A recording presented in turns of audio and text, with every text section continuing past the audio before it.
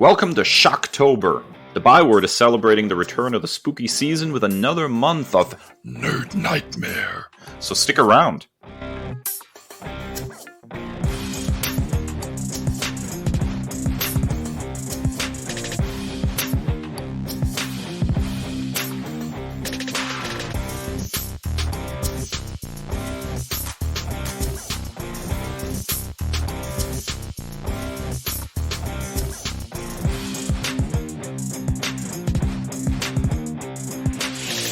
Ladies and gentle nerds, welcome to episode 122 of the Nerd Byword podcast. I'm Dave. I'm here with my buddy Kris. And this week, we have sort of an inversion of our usual setup. Because of the return of Shocktober, we are once again dedicating our last segment to Nerd Nightmare, my attempt to introduce Kris to as many horror classics as possible. Since that means that we will not be doing Nerd Commendations for the next few weeks, we decided to take to this week's Big Talk and do a supersized commendation hoedown, basically. So Kris and I both have decided to pick 3 things that we are into right now that we totally want to share with all of you. But of course, before we get into that, it is time for...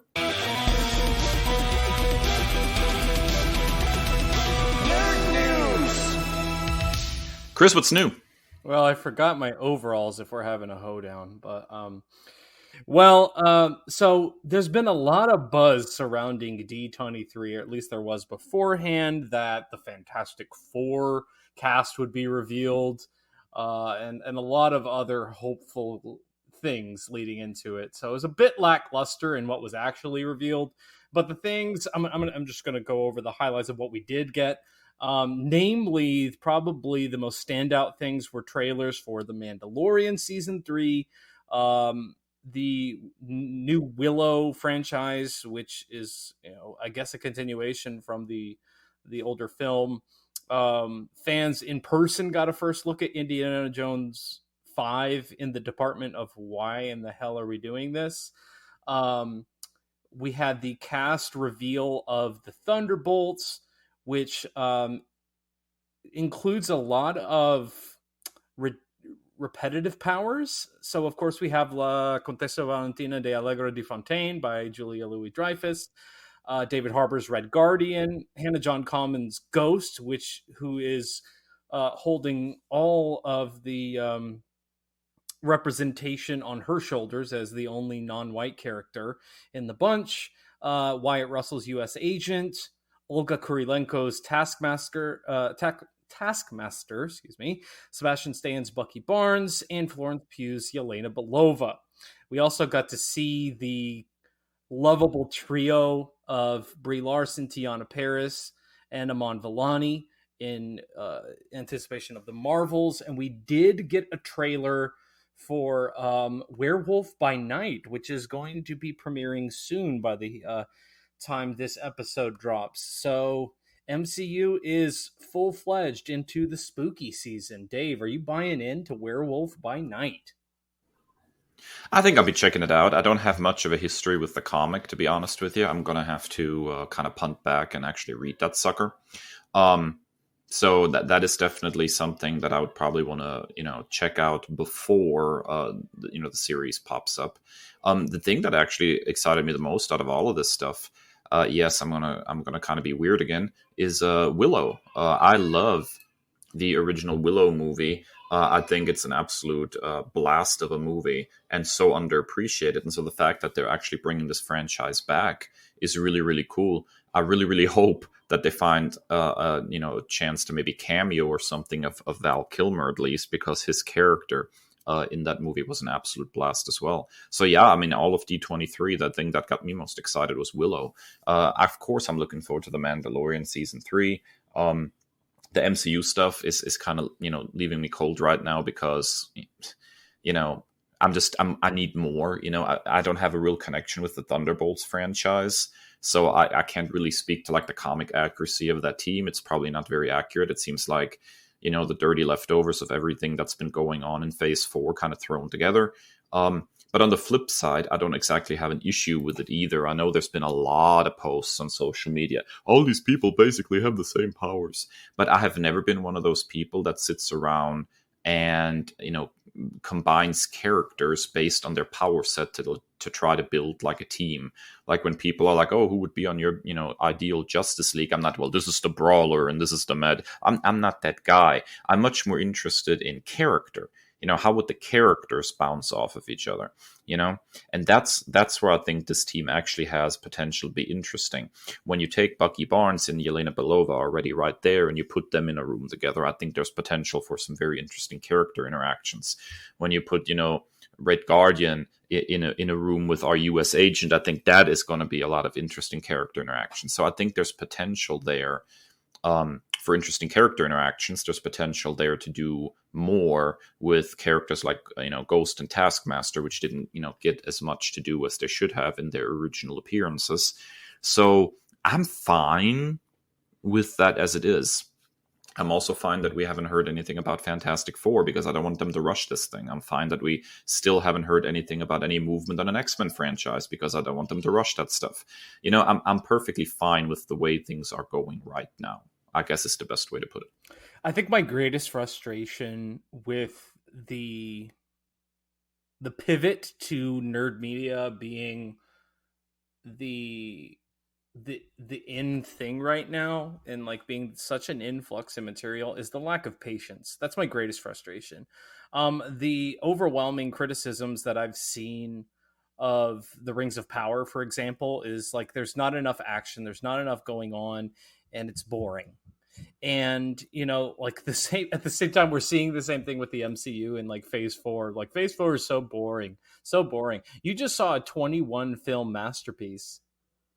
There are a couple of hiccups along the road, but like no one has ever done anything remotely close to what they did with the Infinity Saga.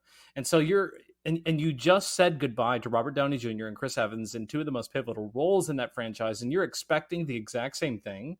And while Marvel is, hitting the pause button essentially and like reshuffling the deck, you want immediate, I don't know, immediate gratification on all this. Like people complaining about like the big joke right now in phase 4 is like nobody's talking about the Celestial sticking out of the ocean. Like, how do you want that tackled? Do you really just want like a one-off, like 5-second news flash about the Celestial sticking out of the ocean just so you'll be immediately gratified? Like, have some patience. Take a deep breath for the love of whatever god you pray to or don't. There is so much media to consume right now. We're at such an influx of shows and comics and movies that like if you have ADHD, it's a nightmare because it's hard to keep up with everything, and it's hard to have like an extended attention span. So like there's more than enough stuff for you to tap into to be so impatient. Yeah, I think that's probably fair. I'm sitting back, relaxing. I'll probably, check out a lot of the stuff that they've announced because, I'm a big old nerd. That includes Thunderbolts, no problem. I'm there for it. And if it's good, great. And if it's not, I tried. And what more can you do? I mean, this is the kind of stuff that comic book fans are used to. We wait for a month between issues most of the time. So we know patience, and we know that sometimes it takes a little while for us to figure out if a story is going to hit with us or not. We need several issues usually before we're like, oh, this is good, or maybe this is not for me. And so this is the kind of stuff that we're used to. And I'm doing what I always do, which is I'm kind of taking a comic book reader's attitude and approach towards the media that is, comic book adjacent and nerd media in general. I'm just a comic book reader doing what I usually do. Yeah, so at this point, Dave, as much as I have ranted and raved about my love for my Xbox Series S and Game Pass and everything that has to do with being an Xbox gamer, Microsoft should be sponsoring the pod. So I'm going to tag you in here because it gets a little repetitive on my part. Yeah, so there's been some interesting stuff going on recently in regards to pricing. The PlayStation 5 is receiving price increases in numerous territories. The kind of thinking behind that seems to be because of inflation and global markets and the difficulty of getting parts for it, and chip shortages and all this various stuff, that things are just kind of bumping up, and in different territories they're doing different things.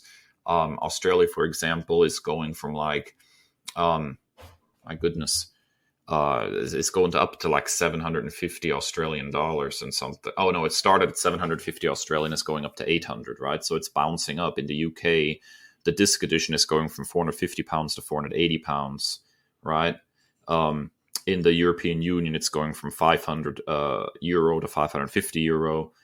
So everything's kind of going up on this console, which is kind of the opposite of what we're used to from console makers. Usually they put the hardware out and then they sell as many as they can at that price point, and then they start dropping. They come with a cheaper way of doing it over the years, and so the trajectory of consoles is generally downward. So this is really it's kind of hit the gaming world really hard. Like, what in the world is going on here? Obviously these are unprecedented times and all economically, but still it seems like a bad look for a company.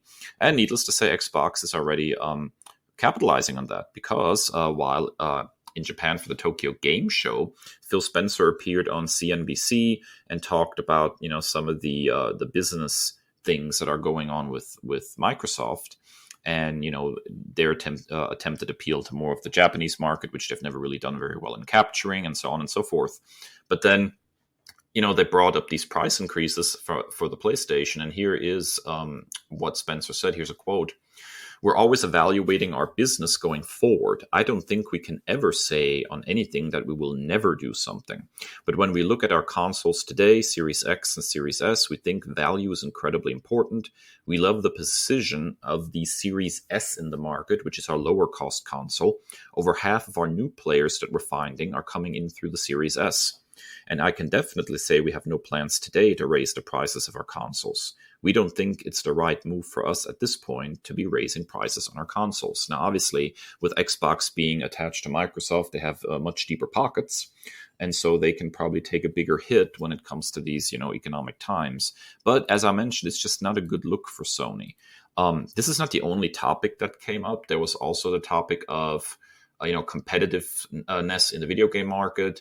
The recent Activision acquisition has really kind of gotten like a console war-like vibe going on between Xbox and PlayStation again, particularly because Sony is shaking in its space boots about Call of Duty, and that Xbox could potentially make Call of Duty no longer multi-platform in the future, which would be a huge hit to their business. And I'm not a big Call of Duty fan, but even I have to acknowledge it is a big moneymaker.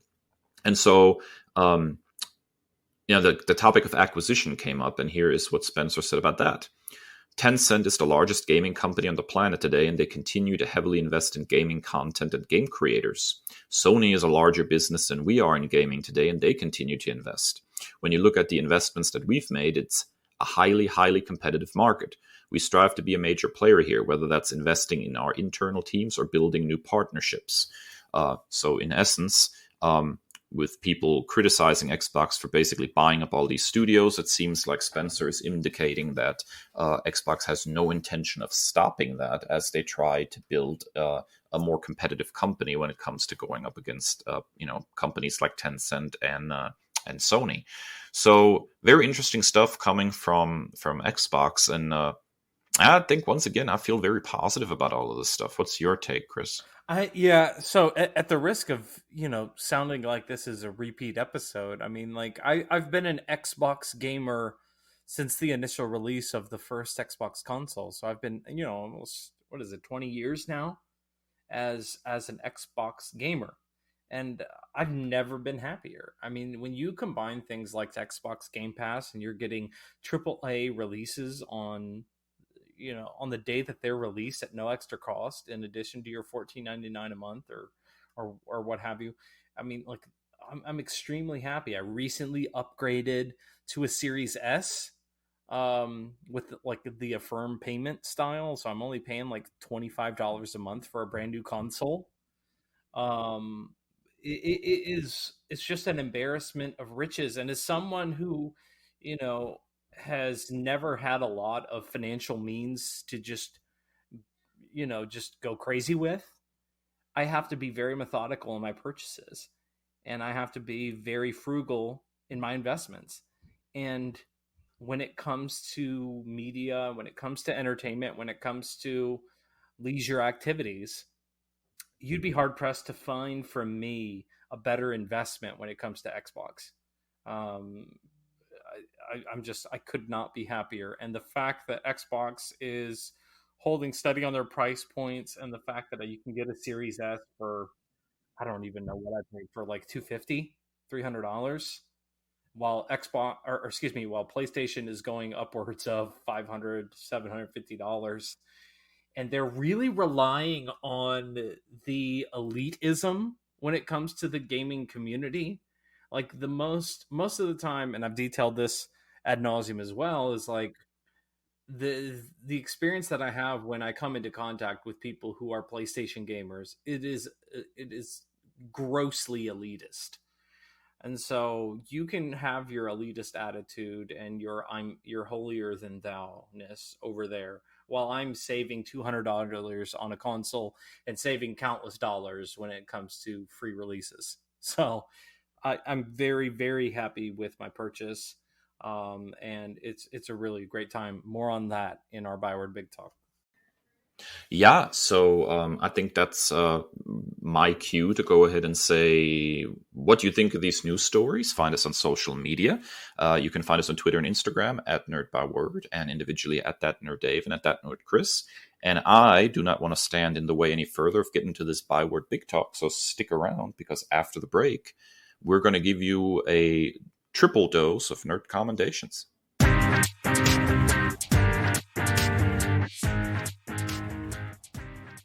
Ladies and gentlemen, welcome back, and it is once again time for our Commendations.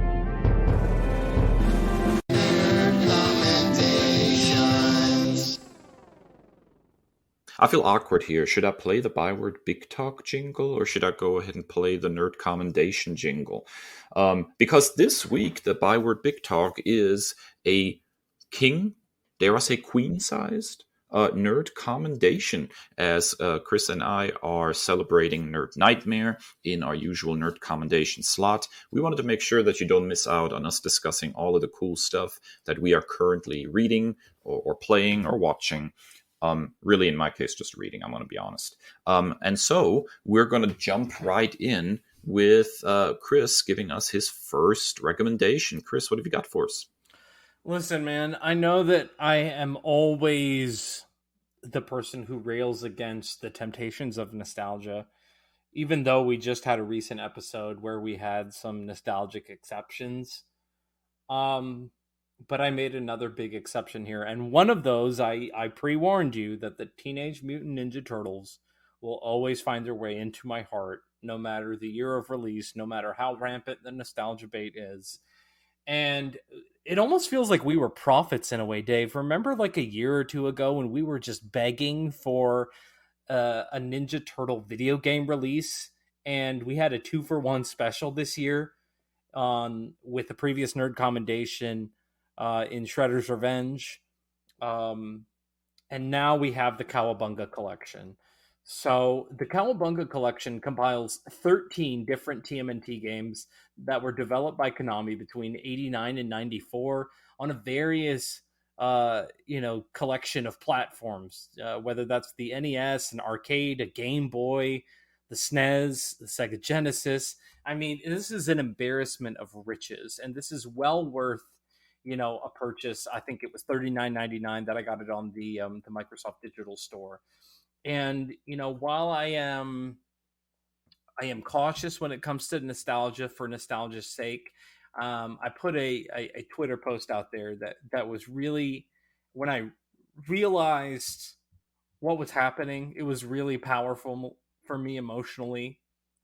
I think back to my first video gaming system that I've detailed on the show before, the Super Nintendo Entertainment System. And one of the first games that I really fell in love with, and I was about 6 years old, was Teenage Mutant Ninja Turtles 4, Turtles in Time, playing that on the SNES. I never got past the pirate level. I always died there. But I was able to share that this week with my 6-year-old son. And there was something, it was almost like this time warp of sharing my favorite game from when I was 6 years old with my 6-year-old son. It was incredibly powerful.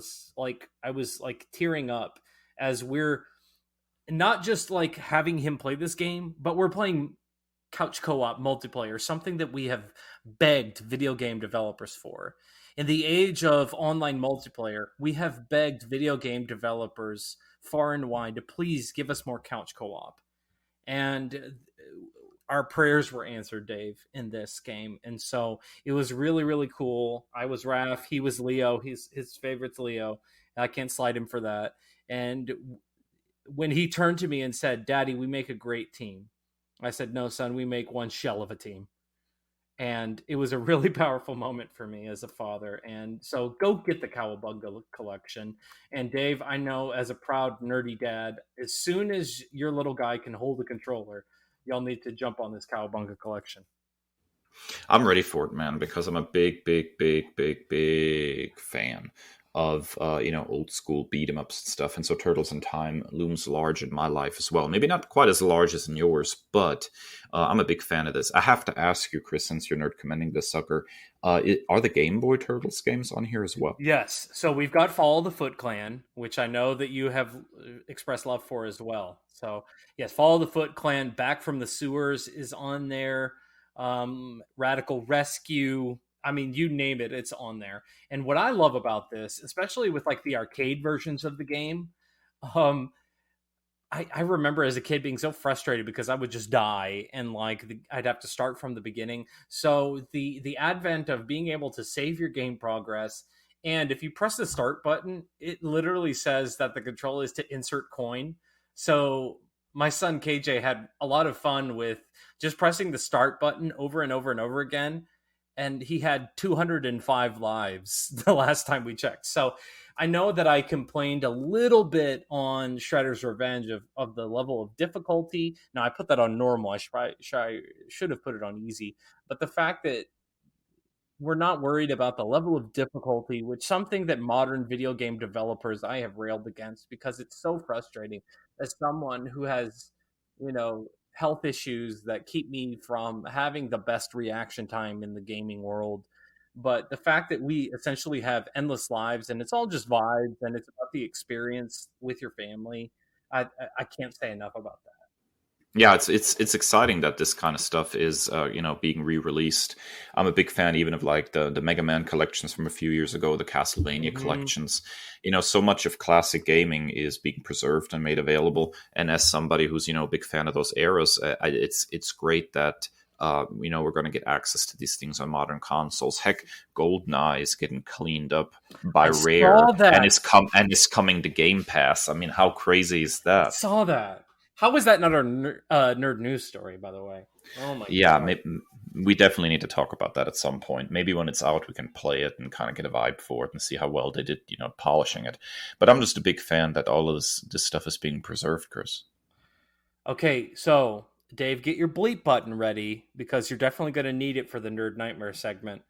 This one's on you because you told me a couple weeks ago, I just bought a bunch of indie comics. Be ready for some weird when it comes to nerd commendations.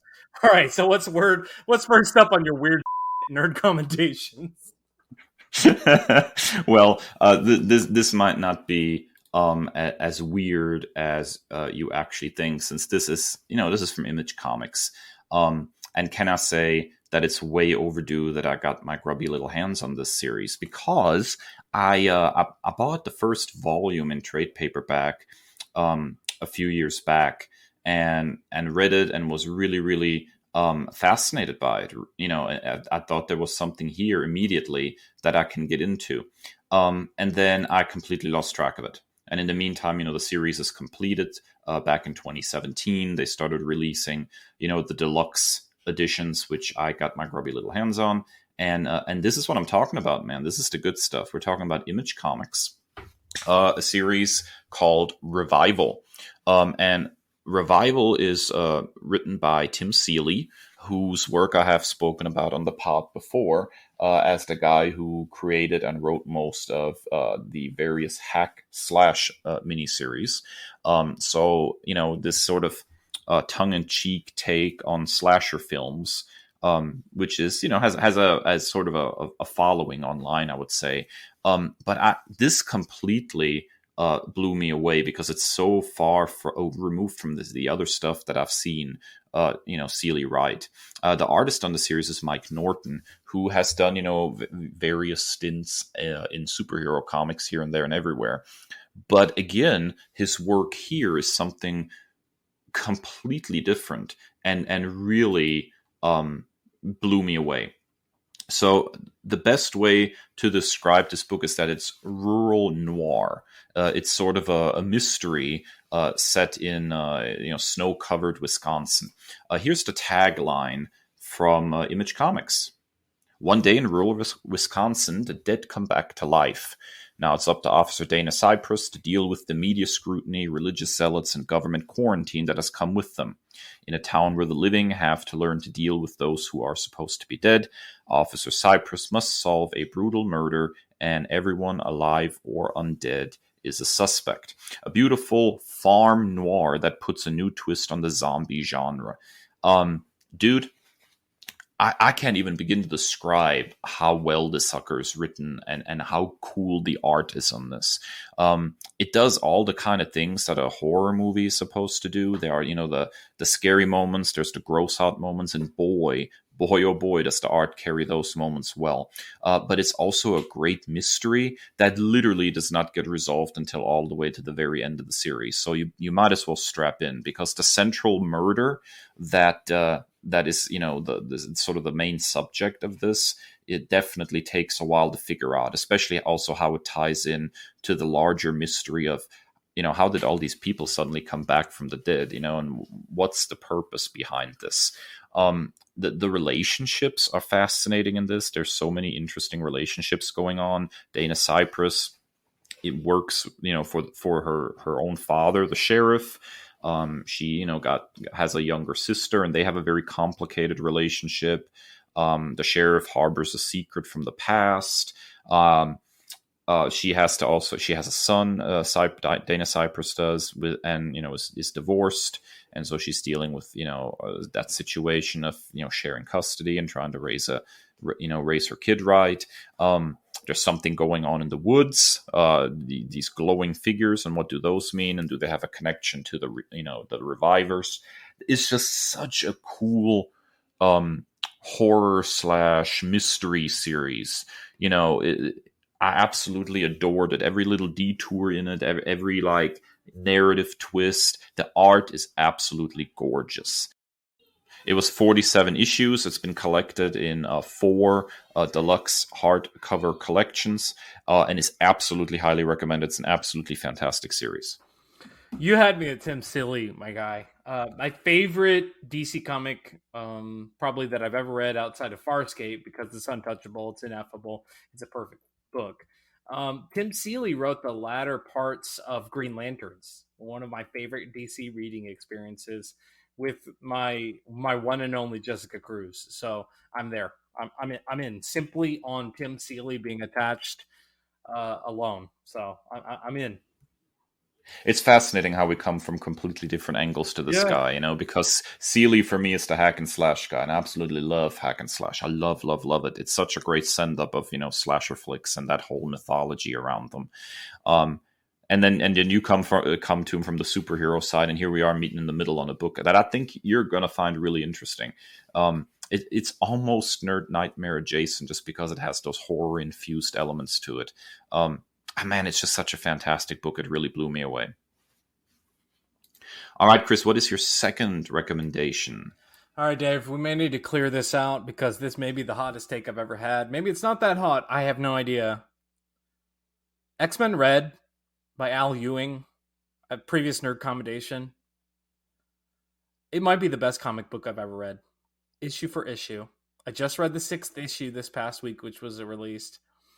I'm still shaken to my core 2 months later, after the 3rd issue, It's the first time I've ever read a comic book and screamed in shock at the last page reveal.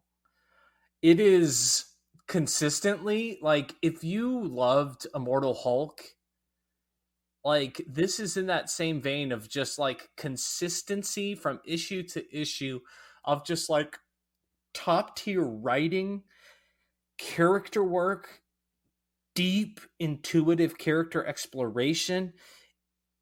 I don't know how you, like, it is such an unenviable task to take a character like Storm, who is far and away one of the most popular characters in all of comics, let alone just Marvel, who has been a difficult character to write because she's perfect. She's flawless. And so a lot of writers have expressed how difficult it is to write her, because when you're writing someone, you want to talk about the good, the bad, and the indifferent. You look at something like Chip Zdarsky's Daredevil, which I'm thoroughly enjoying right now, all based on your recommendation. You're looking at the inner ethos of Matt Murdock and all of the things that are going on in his brain. Storm has been presented by throughout her history as like this perfect character. And so precious few writers have written stories that are good for Storm. And Al Ewing has written the best Storm that I've seen since Claremont. Like, it's crazy. And as like the resident president and founder of the Magneto fan club, the Magneto was right movement, this is the best Magneto since Claremont. It's not close. This tackles so many different themes and thought processes and issues. And culturally, it's so inclusive and it's so expansive. And to think that a white guy from England is so good when it comes to like diversity in his writing, you're just shocked to find out that he's a white guy. And Al Ewing is truly the standard when it comes to allyship. And when it comes to socio-political ideology, how do you build a brand new government from scratch? This series is so explorative. Is that the word? I don't know. But it's so creative, and every single issue just has you begging for more, to the point where I'm like, is it X-Men Red Week yet? And one of my all-time favorite characters in Sunspot, Roberto da Costa, nobody writes him like Al Ewing. And to see him under the pen of Al Ewing, and no shade to Jonathan Hickman. Jonathan Hickman gets, rightfully so, much acclaim for his connected universe, for his extended plots, and his world building. But Al Ewing is the best in the game for me. And every single issue of X-Men Red has been a masterpiece. Even when you're telling like B storylines about like the day in, day out operations of what is now Planet Araco, formerly known as Mars. This most recent issue about Craig of NASA and this scientist who goes to what is now Planet Araco for scientific purposes, and in his interactions with the Iraqi people, this civilization who has suffered in chains for thousands of years and is now free for the first time in so long. How do they build back better? It's an absolute masterpiece of a comic book, and I cannot recommend it enough. It sounds really interesting. Of course, my history with the X-Men franchise is sort of a back and forth, in that some of their older stuff I can actually get into, and some of the newer stuff I'm still struggling with.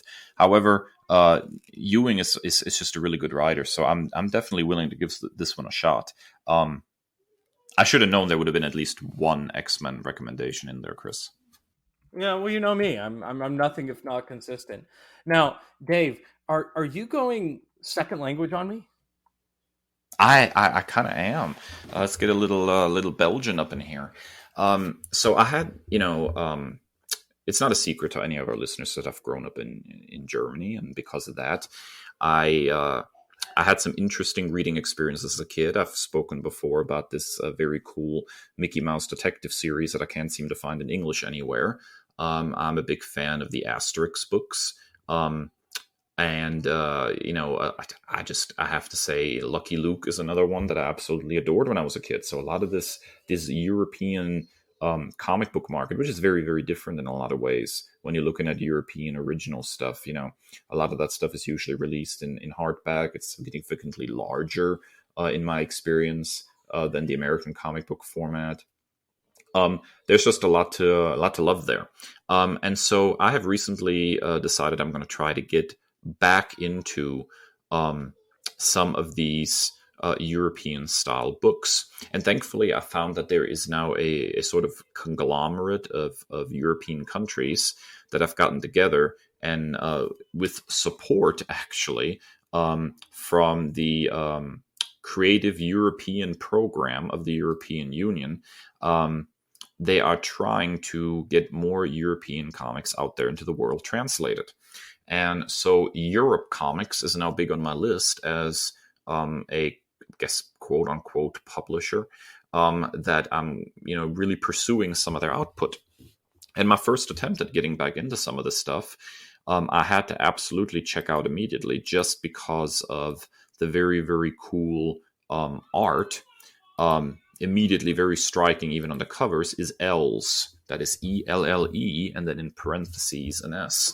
The script is by Kit Toussaint, the art by Evelyn Stockart, and it almost visually looks like something like a Pixar movie. Absolutely bright, vibrant, beautifully cartoony. It kind of immediately drew me in. The original publisher is Le Lombard in Belgium.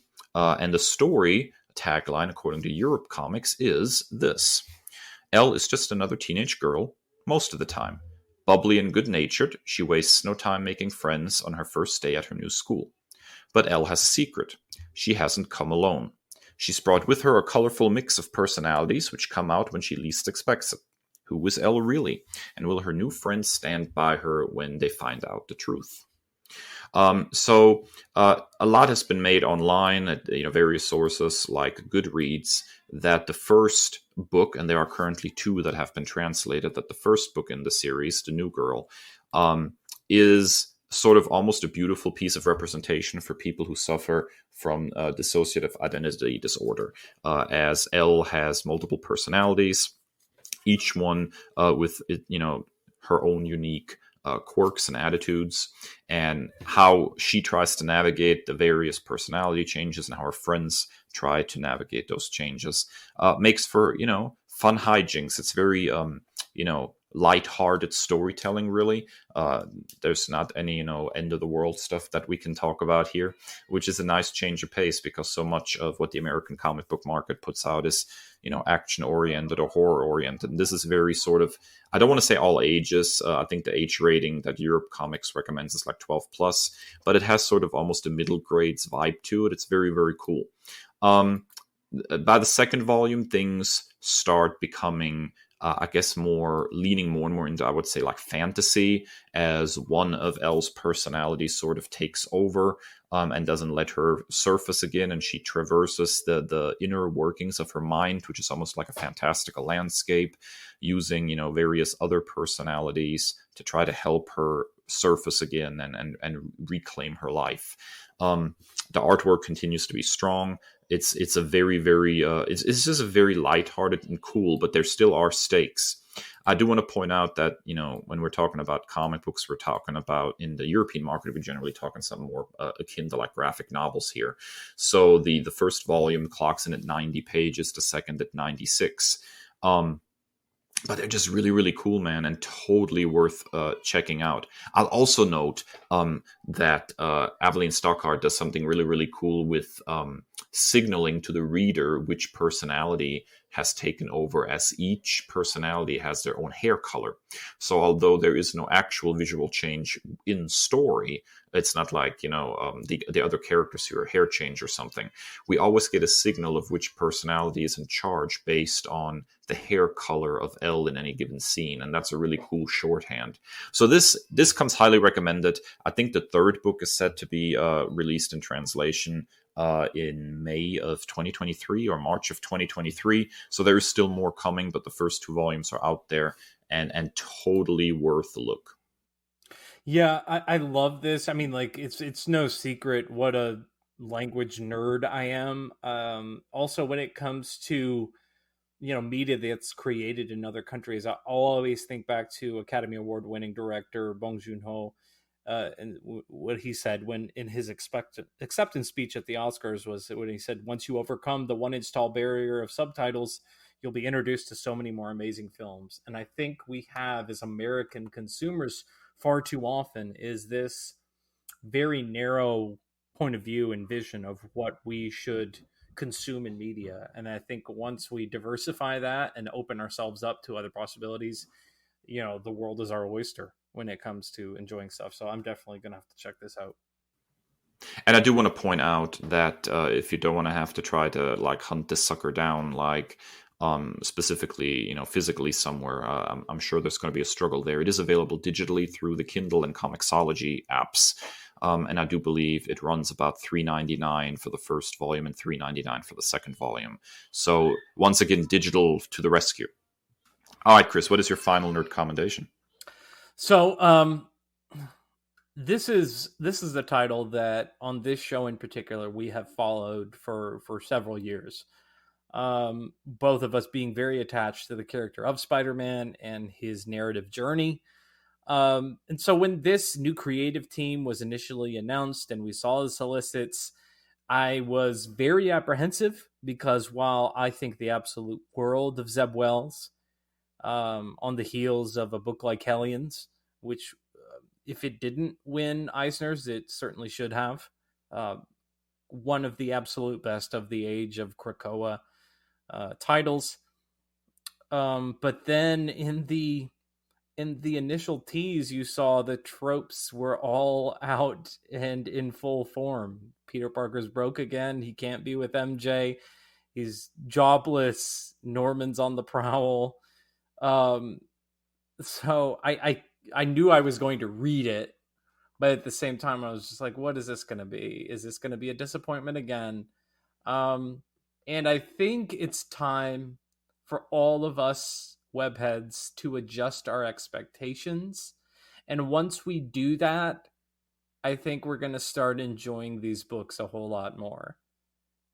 When you have C.B. Cebulski going at C2E2 and just said something as laughably stupid and tone deaf as we want Peter Parker to be as relatable as possible, and I'm paraphrasing heavily, but he essentially said being married is not relatable.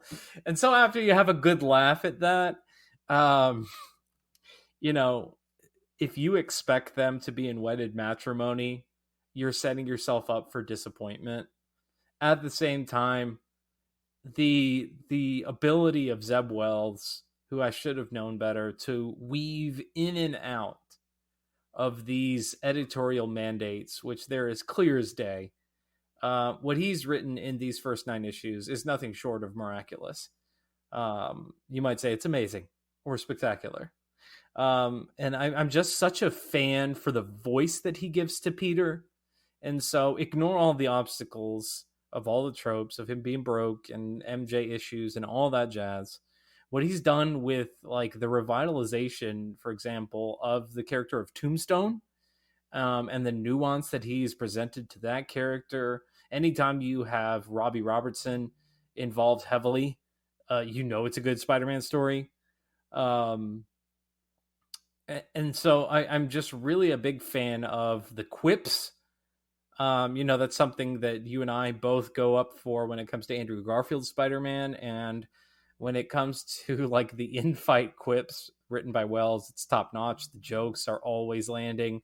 And so this has been a pleasant surprise for me, enjoying off the heels of something that was canned. Maybe even that was the plan, but canned way before its time, in my opinion, with like Amazing Spider-Man Beyond, and something we detailed to a severe extent. But I'm really, really enjoying what Zeb Wells is doing. I have a conflicting relationship with John Romita Jr.'s art. Sometimes I love it. Sometimes I'm ready to transition to something else. This most recent issue had Pat Gleason back, and it was absolutely gorgeous just to look at.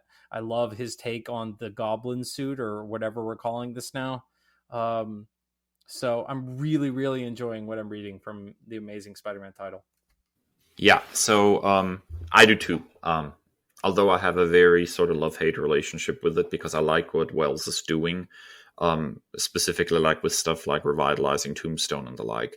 And at the same time, I am one of those fans that's a little frustrated with the constant reversion of Peter Parker as a character who's, all superheroes to some extent always revert to some kind of status quo.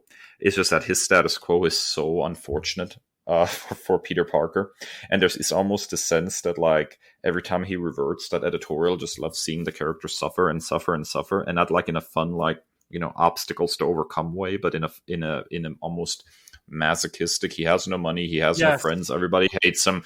It's such a downer read for a superhero comic every time that he reverts to, no money, no friends, disappoints Aunt May, everybody hates him. It's just like, it feels so crappy here.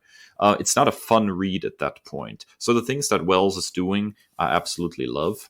I would love to know how much of what he, has on his plate and in his book right now is editorially mandated, and how much is him. Because I have a feeling there is some stuff that he was kind of just handed and he has to deal with. Mm-hmm. Like, for example, the whole like, good Norman Osborn that we got from the previous run.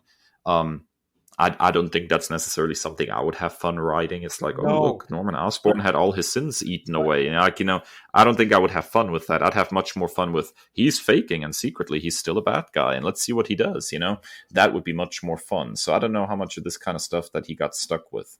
I am growing very, very weary of the whole continual efforts of editorial to push some kind of will they won't they, when it's very clear that they won't. Yes. Like that the editorial structure at Marvel is very much against a full-on reunion between Peter and Mary Jane, and that's fine.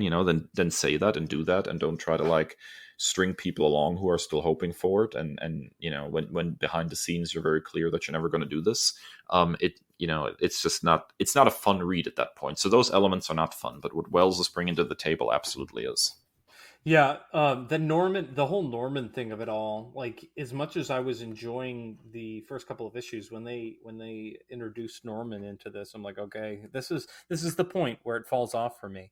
But that's a prime example for me of making chicken salad out of chicken, because I really have enjoyed the back and forth between the two of them. Yeah, I think Wells' writing really shines in a situation that I don't think he necessarily might go for, but I don't want to speak for the guy, obviously. I think for me, the highlight for me has been the recent Vulture issues. I think that was issues 7 and 8. I thought was really great. Yeah, absolutely. All right, Dave, this is literally the least surprising thing of the day. I don't know about that, man, because I'm a big fan of Buffy the Vampire Slayer, and yes, I know the creator and showrunner is he who must not be named these days, and we've spoken at length about separating art from artist and how that can be extremely difficult.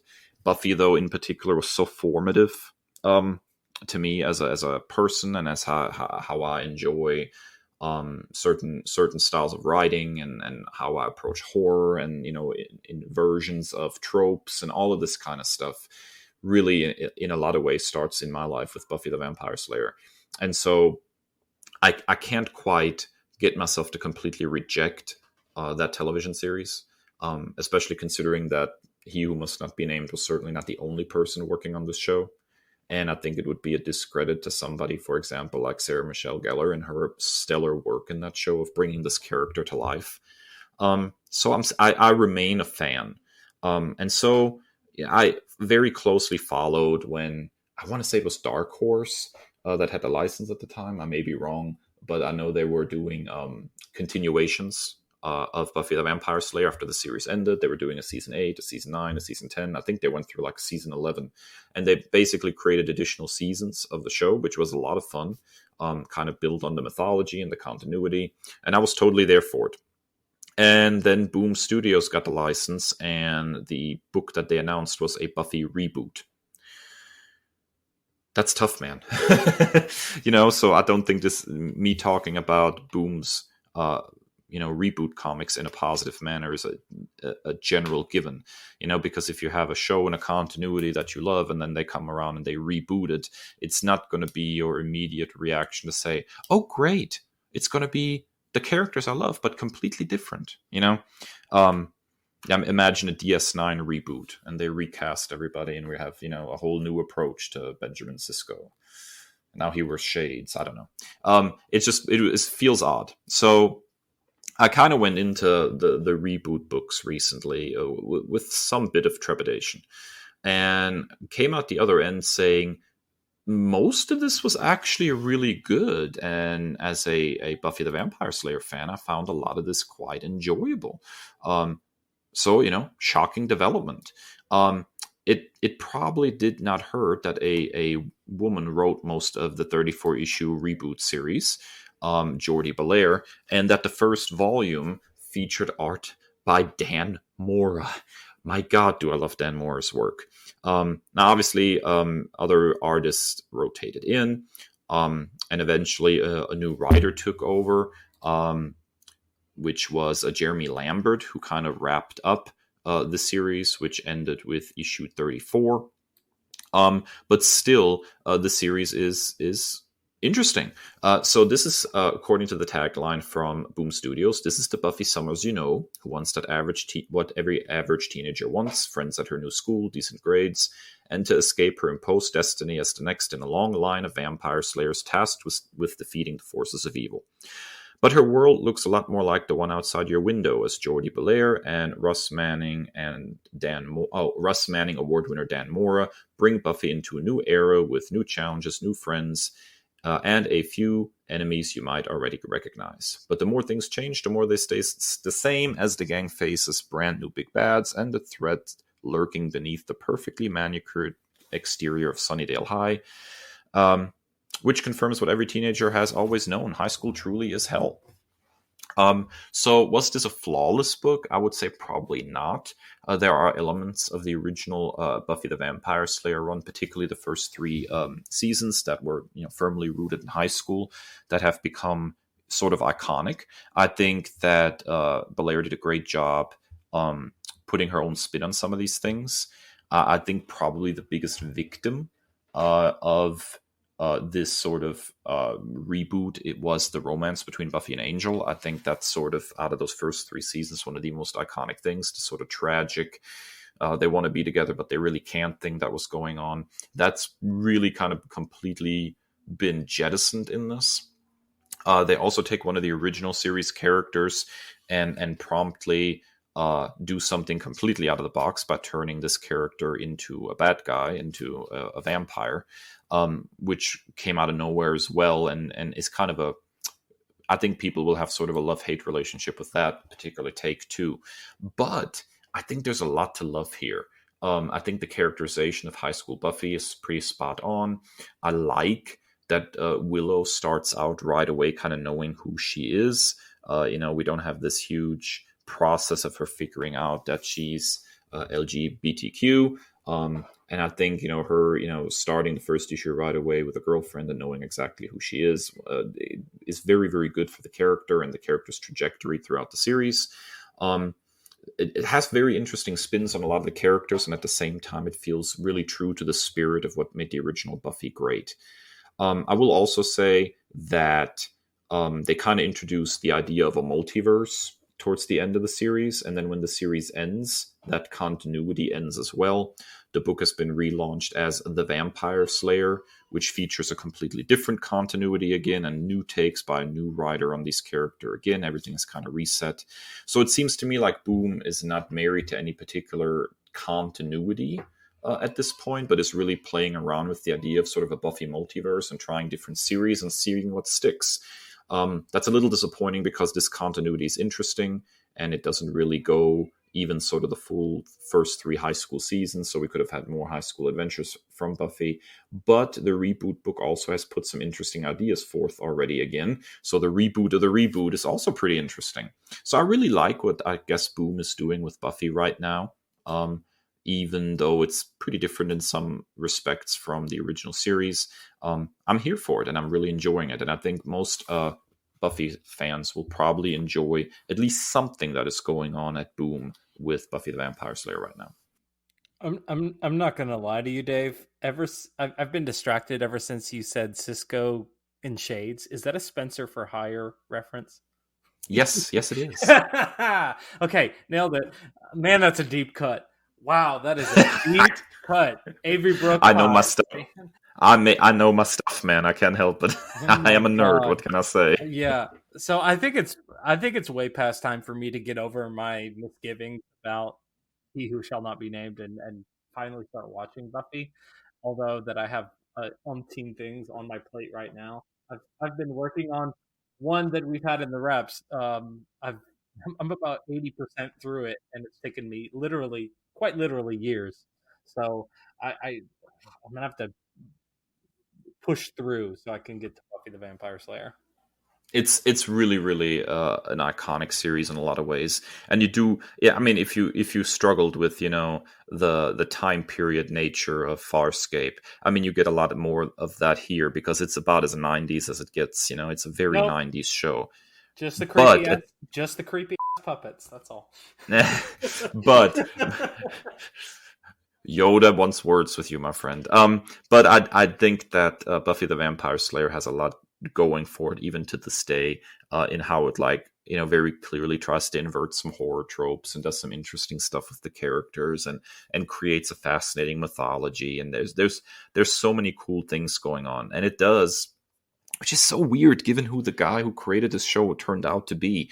But it has so many interesting things to say about female empowerment and about men trying to control women. And it in a lot of ways was really ahead of its time. And it's so crazy how all of this turned out in the long run. It's so disappointing because it's so... The show is really fantastic. Even in some of its worst moments, it still was fantastic TV. Alrighty, folks. Well, there you have it. Those are our big nerd commendations for the month of October. Strap in because we're getting ready to head into Nerd Nightmare again. Stick around.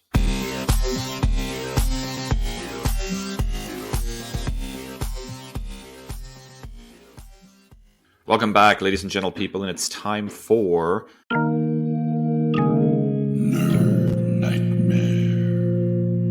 That's right, Nerd Nightmare returns as we're once again in October, and I, Dave, a longtime horror fan, try to further persuade Kris of the benefits of watching some scary media. To start off Nerd Nightmare, we have let's call it a drive-in double feature, as we exposed our friend Kris here to both 1988's Child's Play and 1987's Hellraiser. Let's go ahead and start with Child's Play. I'm very curious of your reaction to Child's Play, Kris. Well, I texted this to you, but I think the greatest villain in 80s films as a whole are neglectful parents. I mean, you start off the movie with the mom not waking up to this child making a heck of a lot of noise in the kitchen, spilling everywhere. Just the parent in me was just cringing every time he spilled orange juice on the floor. There was milk everywhere. Yikes! He could have started a fire with that toast. Oh my god. One thing that real connective tissue, being the IMDb nerd that I am, I knew that I recognized Catherine Hicks, the mom, from somewhere, and so we have some Trek connectivity, some Trektivity, I guess, if you will. She was in the fourth Star Trek film, the one with the whales, as you might know it. And then also you had the lead detective played by Chris Sarandon. You know him probably as Prince Humperdinck, or he also made an appearance on DS9, our beloved. Yeah, so I don't know. Listen to your children. There was some really revisionist things, 34 years later. If a kid tells you something's going on, you should probably listen to them and punt that little shit into the lake. Like, why are we even entertaining this doll to begin with? Also, how the third hand market of buying things off of the street from vagabonds ever took off after this movie is beyond me. Never trust anything you buy off of a homeless guy on the street. It might be possessed by the soul of a serial killer. The biggest, I think, my biggest takeaway from both of these movies, as the kids say, no plot, just vibes. There was a lot of let's just go with it when it came to telling these stories in these. A lot of things didn't make sense, but they just ran with it, and I guess that's an admirable thing to roll with. Um, as a parent, the amount of time that this 6-year-old child spent unsupervised was truly traumatizing to me. He's just running around Chicago. He's getting on the subway by himself, getting off. Literally, no adult is like, hey, something is awry here. There is a small child, unsupervised, on this subway with this hilariously large doll. Should we check into that? So yeah, really cool line delivered by Andy where he says, Chucky says to him, "Friends till the end," and he just like goes beast mode and goes, "This is the end," and sets him on fire. That was really cool. So like mic drop moment. Unfortunately, it wasn't a mic drop moment because that little shit did not die after that. He like got back alive like 2 or 3 more times. But yeah, so wasn't really scared. Just really concerned. And DCS should have been called several times. Don't you know that 80s parents never gave a Yeah. This is not like helicopter parenting came in the 90s. It is very clear as a direct reaction to the 80s. probably all the traumatized kids from the 80s grew up and were like, nope, not with my kids. Yeah, it's kind of almost a trope about 1980s movies that the parents are absent or nowhere to be found or don't really care or everybody's unsupervised. How else can these kids get up to this hijinks?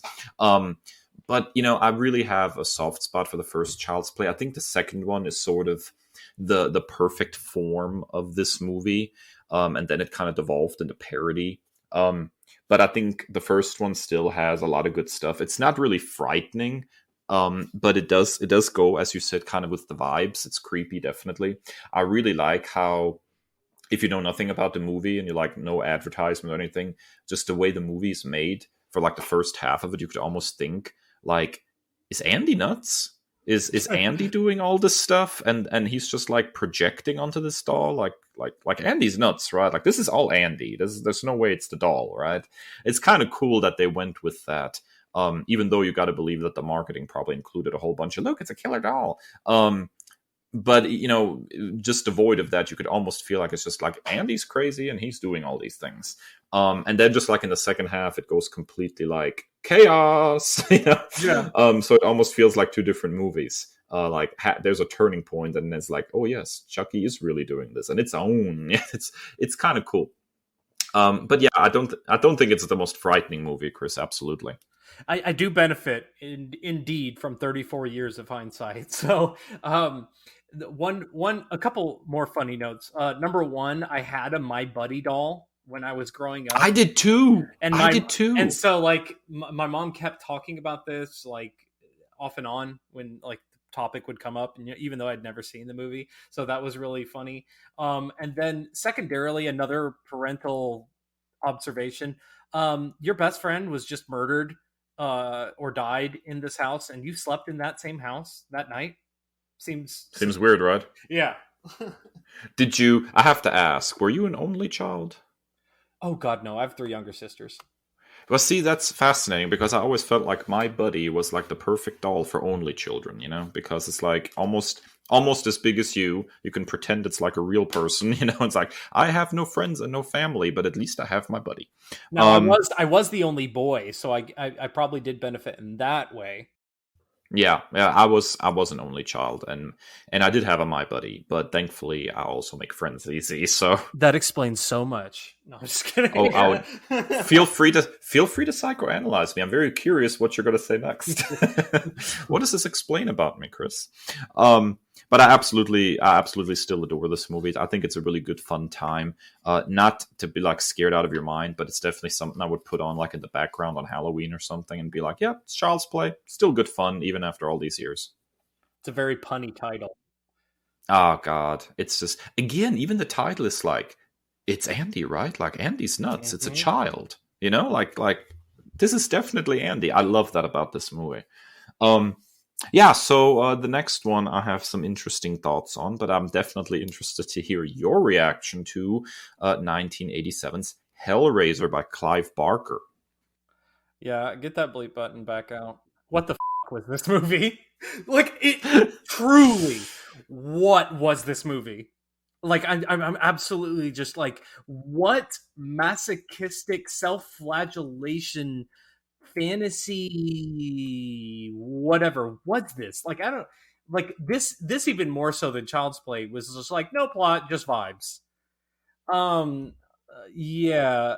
So the contractivity was cool, and seeing our poor beloved Taylor as a cuckold, and just have his wife run around on him with his hedonistic brother, and just like all of this was just wild.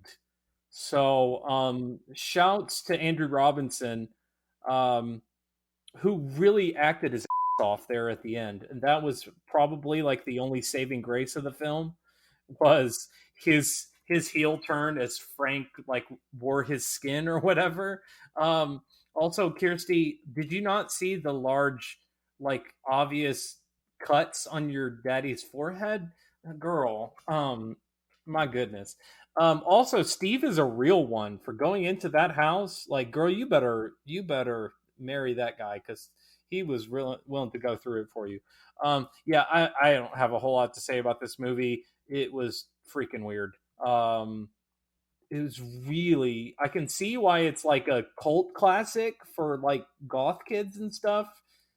But yeah, it's not a whole lot going on in this movie except Andrew Robinson carrying the brunt of this movie.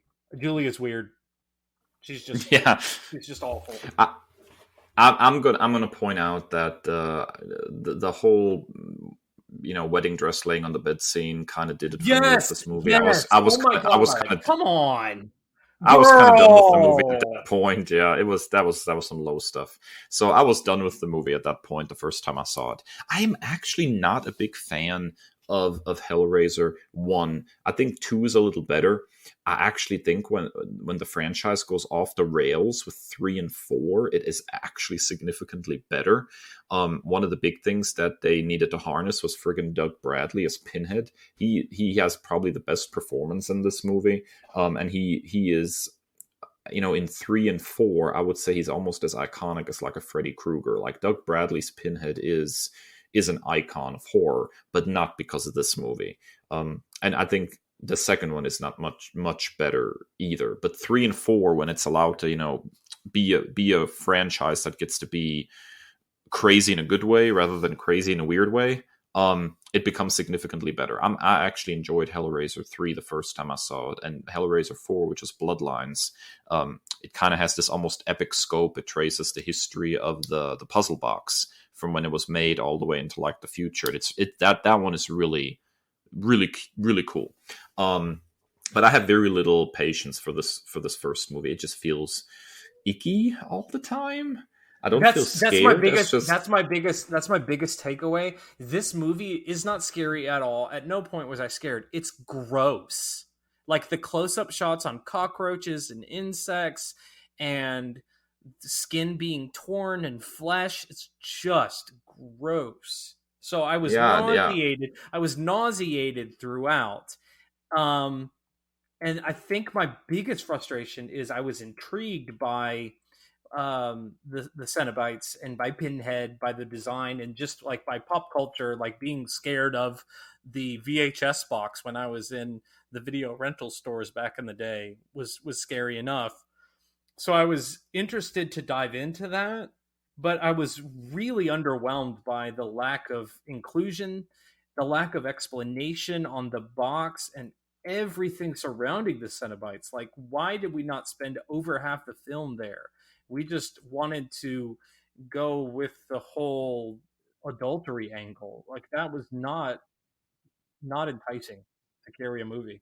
And it's fascinating because with all the skin tearing and stuff, I've kind of gotten used to, desensitized, I guess, to from watching a whole bunch of horror. That's not the stuff that made me feel icky. It was all the interpersonal stuff that made me feel icky.